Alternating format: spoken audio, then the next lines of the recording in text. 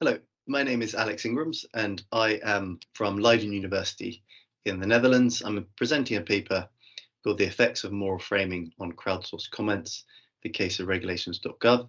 And this is together with colleague Sarah Giest from Leiden University, Pradeep Murukannaiah from TU Delft, and Luciano Cavalcante Siebert, also from TU Delft. So our aim in this paper is to understand how moral framing of technical and supposedly neutral regulatory documents may play a role in shaping the kinds of feedback that the public gives in a public participation context. We're looking specifically at the case of online participation in regulatory policy making, which is the function that the platform regulations.gov provides. Let's start with a definition to try and clarify the scope of our theoretical and empirical contribution. So public participation is defined as the practice of consulting and involving members of the public in the agenda setting, decision making and policy forming activities of organizations or institutions responsible for policy development.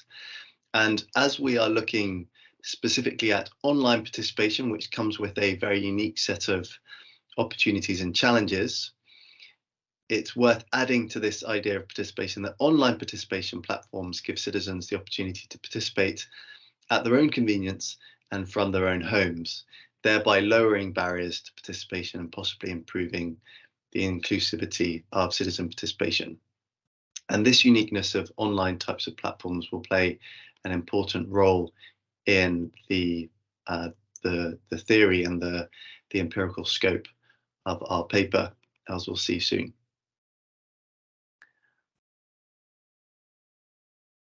I'll provide a couple of examples. So firstly, this is a screenshot from something called the People's Tech Assemblies from New York City. And this was set up by New York to solicit public input on types of technology that are used in delivery of public services. And with this platform, anyone, a New York citizen or anyone at all who's able to, from around the world, who's able to log in can create an account and peruse a range of different policy proposals that have been set out by New York City and give their opinion on those projects. Now, as you can imagine, there's quite a lot of variability that's possible in terms of how information could be presented on this platform. What you're looking at here, but also through the various pages that exist within the website. And this could potentially shape the types of public feedback that you might get, both in terms of its quantity and its quality. You could have a very open question when you solicit public input, such as what I would say this one is. So how does technology impact you? Let us know. That's a very open type of question. Or you could have, say, much more specific parameters provided for the kind of information that you would like from citizens, perhaps specifying a certain types of expertise or knowledge or background that you would like to have. So I'd ask those of you watching this video, what kinds of input would you expect to get from the public in this case, in what you're looking at here with this screenshot? And how might it be a function of how this information is being presented on the platform? Here's another example in contrast. This time, this one's from the city of Bristol in the UK. I think, like the New York City example, there's a dedicated set of pages with questions about specific policy matters. These have been initiated by the city, and the platform allows the policy information to be reviewed by the public and responses from the public to be transparently recorded. Now, this is quite a different approach in the way that information is presented here. So while the People's Tech Assemblies on the previous page had a name and a branding approach that I think suggested really a kind of general democratic appeal, the Bristol example is rather like a digitalized legal document in the way that the information is set out. It's quite technical and compared to the New York City example, how does technology impact you? Let us know. It's clearly aiming for a different type of knowledge and a different type of participation to be provided from the public. So how does this matter in terms of the type of theoretical contribution we're trying to make in this area? Well, in public participation literature, we already know quite a lot about how the design of online platforms influences the subsequent response from the public. So what scope of public involvement, whether it's a type of deliberation or a type of public vote, what kinds of participants might be involved, the type of sampling model or selection that you might use to find the right type of input.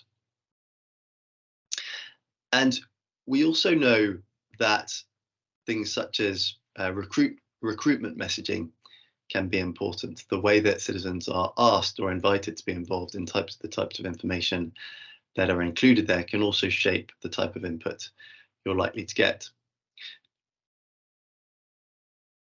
However, we know much less about how information is presented, not just in recruitment messaging, but on the platform itself. And this is important because of the way that information presented leads to certain types of human attention and comprehension. Human comprehension of information relies on information shortcuts. So how information is presented and framed could be very consequential in terms of the type of public participation you're likely to receive. And we know from psychological research that information is typically overabundant already, and that humans typically use mental organization strategies. These could be conscious or subconscious types of organization strategies, and they use these to make sense of information and decide on a course of action. Humans actually process information in hierarchical structures, meaning that they prioritize some kinds of information over others using shortcuts and social cues. In this sense, frames could be quite key to how citizens understand the information that's presented to them in online participation platforms. Let's step back just for a second and provide a more general definition of moral framing. So moral framing refers to a type of framing, and frames in communication refer to the words, images, and phrases used by a speaker to communicate information about an issue to an audience, revealing a speaker's particular interpretation of an issue. And moral framing's already become quite an important topic in the policy sciences. So introducing moral framing in this sense certainly isn't new, but we're interested in looking at how it may influence public participation specifically. And it might lead to certain types of ways that humans respond to information and act upon that information in a public participation context. So it could enable a certain type of angle for people to interpret and make sense of the information.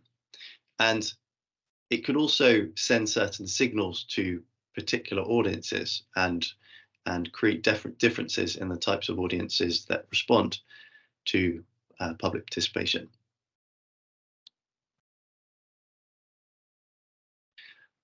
So based on the theoretical premise of moral framing, we argue that moral framing sets the tone for the public response by shaping the key issues up for debate and the type of input that might be required. So theoretically, this might influence public comments in a number of possible ways. We argue that the kinds of actors that are attracted to participate could be influenced, the level of participation, the associated attitudes and the behavior of the participants that self-select to be involved. Perhaps things such as the frequency or the volume of comments that are provided. And it also could come down to the content and the tone of the public comments that are submitted, perhaps based on whether they're of a more technical or a normative nature. So we look at a specific case, which is from the United States. It's a platform called regulations.gov, and it's a platform that's shared across all federal agencies in the United States, and it's a way of submitting regulatory proposals that then elicit public feedback. Now, this isn't just considered a useful way of improving the quality of regulations, it's actually required in the law, in the Administrative Procedures Act. So if regulations are deemed to have a significant public interest, agencies are required to put them out for this type of public feedback. So there are, of course, as a typical type of bureaucratic procedure, there are lots of conventions around the publishing of such proposals. But agencies at the same time have quite a lot of flexibility regarding how they present the information. So on the standardized side, they're required to have a certain textual format. There's a background section describing the history of the policy issue at hand, the results of any research that the agency has done on the topic, and a detailed description of the proposed regulatory changes along with their rationale. They also have a detailed description about how the regulation will be applied. We decided to focus on a specific policy case, and we've chosen to look at something called the Keystone Pipeline System, which refers to an oil pipeline system in Canada and the United States. It was first commissioned in 2010, and it's a oil pipeline that runs from the Western Canadian Sedimentary Basin in Alberta all the way down to different oil refineries in Illinois and Texas. There was also an extension, phase 4 of the construction, which created a different path that cut through other states. And for various reasons, this extension called XL became a symbol of a battle over climate change and fossil fuel emissions. So over the years, various presidents used this as a symbolic area in climate policy. So it was temporarily delayed by Barack Obama. Donald Trump then took it up again and gave permission for the completion of the pipeline. And then again, the most recent US President, Joe Biden, again signed an executive order to halt the progression of the pipeline. So in general, this is a topic that intersects with many policy domains: environment, social affairs, border management, and intersects with many different interest groups as well: climate scientists, the energy industry, as well as indigenous communities living in areas that are affected by the path of the pipeline. So it has huge regulatory consequences and potentially a big divergence in the type of fundamental normative moral frames that could be presented in discussions around the policy. Here's an example of how a typical page on regulations.gov appears. So if you're a member of the public, you can go to this landing page and you can look at the various policy documents that have been submitted around the topic, and you can review it and submit your comment. As part of the Keystone Pipeline regulatory docket, there are various regulatory proposals that have been put forward. We found 5, and we've included all 5 within this within our analysis. To give you an idea of what's in these policy texts, they all vary slightly different on what type of proposals they're making around the pipeline policy. So this one, for example, which is called the Pipeline Safety of Gas Transmission and Gathering of Pipelines, is a regulation that was proposed by the Pipeline and Hazardous Materials Safety Administration, which is part of the Department of Transportation. It's multi-million funding for safety measures that prevent ruptures of pipelines, and it specifies the types of checks and procedures that are needed to prevent such ruptures. And it thereby aims to promote environmental justice for minority populations, low-income populations, and other underserved, disadvantaged communities, alongside the more technical discussion around risk management and prevention of ruptures. And just to give you an idea for this one, this received some 242 public comments over a 3-month period in 2016. So our analytical procedure involves focusing on both the proposal side of the documentation and also the comments provided by the citizens. Hence, in this diagram, there are sort of 2 paths, analytical paths that we take. I'm actually only going to focus on the first path, looking at the policy documents. We haven't done the analysis on the policy comments yet, so I can't present the findings there. But essentially what we do is we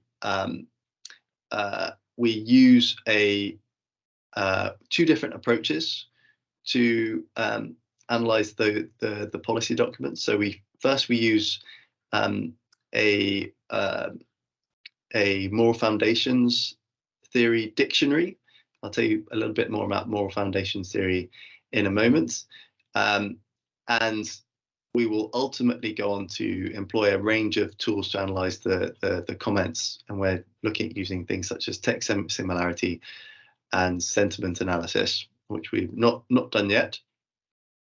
But with the policy documents, our 2 approaches are basically using a dictionary based on the moral foundations theory to count how many words from each domain from each moral domain are in each of the documents. The other approach that we're using, which we'll focus on today, is a machine learning model which uses a pre-developed classifier. And basically for each policy document, which it treats as a single textual corpus, it estimates a moral profile composed of different moral frames. And that's the one that we're going to present here. So I said I'd talk a little bit more about moral foundations theories so that there's a bit more clarity on how these algorithms are working. So moral foundations theory was initially set out by a psychologist called Jonathan Haidt and colleagues, but most notably in a book that Haidt wrote called The Righteous Mind: Why Good People Are Divided by Politics and Religion. And it basically uses 5 main moral qualities, which were initially based on questionnaires that were carried out in the United States and then in various other countries around the world.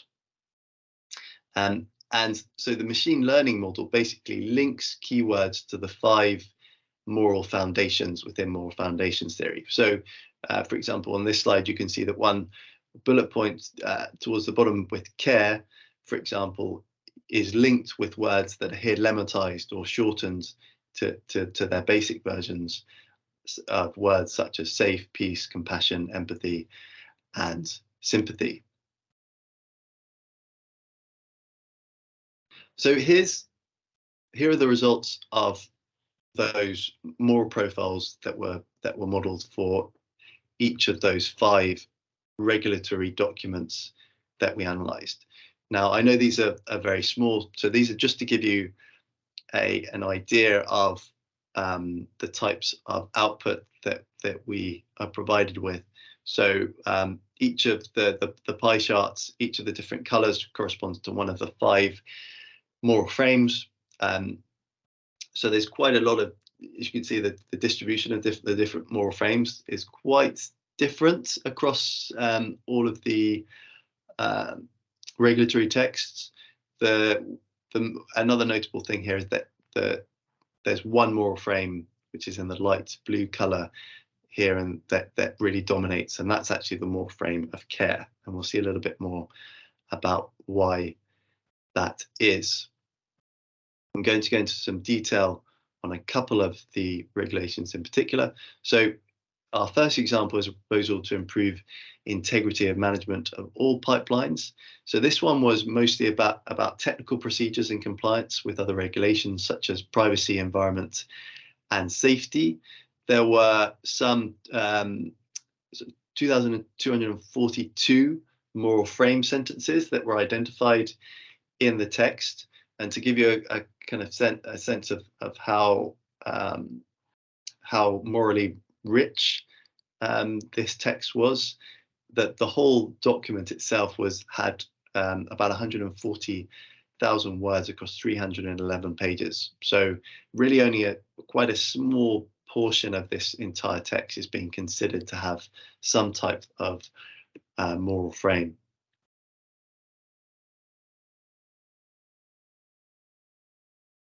To look at this in some more detail, when we look at the actual text that have been captured by the machine learning algorithm, we see that the care frame dominates this one, and this is largely due to the sentences and topics that come up around safety and prevention of risks from oil leaks, such as, for example, with this quote at the top, the significant and expected growth in the nation's production and use of natural gas is placing unprecedented demands on the nation's pipeline system, underscoring the importance of moving this energy product safely and efficiently, hence tagged as a care moral frame. Less common frames, such as the fairness one, tend to be related more to independence and rights of people that are affected by the oversight of the pipeline. So, for example, this quote here, one member of the public suggested regulations require periodic safety audits by an auditor not selected by the pipeline operator. But we also picked up some erroneously coded text as well, which is this is just to give you an idea of some inherent limitations of using this approach. So, for example, the last quote here, fairness and an area of fire damage about 820 feet wide, extending nearly 1,100 feet along the pipeline right of way. Of course, talking about right of way in terms of a legal concept of the area that the pipeline is allowed to take, and the right has been picked up here as a kind of moral frame, which raises, more nuanced questions about, how and when the coding is picking up something that we would reasonably want to consider as a moral frame, or whether it's another type of content that is perhaps we wouldn't want to consider in a moral frame. So I just raise that as an example of some sort of more sort of fundamental conceptual questions that we still have about our approach. A second example, so this one is one that we see a larger set of has a larger set of moral frames, and this is a regulation that is about a proposal to change the path of the pipeline because of the risks that the original path would pose to communities, largely as a result of population growth that had taken place since the start of the pipeline's development. So it looks at various ethical considerations that have led to revising the possible path, and discusses the risk categorization approach that agencies should use when they make decisions about plotting the path of the pipeline. So this one had 254 moral frame sentences. It's also quite a smaller document of some 12,000 words across 26 pages. And if we look at this in more detail, so to give you an example, as we might expect of this type of proposed regulation, it raises more questions around fairness and authority. The care is still the dominant theme. But so, for example, on care, we see one sentence that was taken out was, at the same time, the external stresses, the external stresses the potential for damage from third parties and other factors that contribute to accidents increased along with population. Consequently, additional protection measures are often needed in areas with greater concentration of population. And then fairness frames such as PHMSA, which is the name of the agency carrying out the regulation, performs extensive technical analysis on special permit applications and typically grants special permits on the condition that operators will perform alternative measures to provide an equal or greater level our public safety. So what are the main points that we would like to highlight from our study? So we focused on moral framing, and we're interested in looking at how the moral framing of documents in this regulatory context could have an influence on public participation.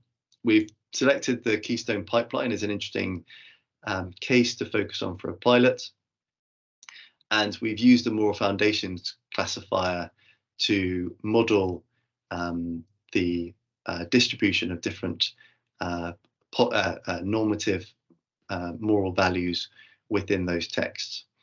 And the pipeline was a particularly interesting one for us because it's a politically contentious issue that cross-cuts a lot of policy domains and potentially different types of participants.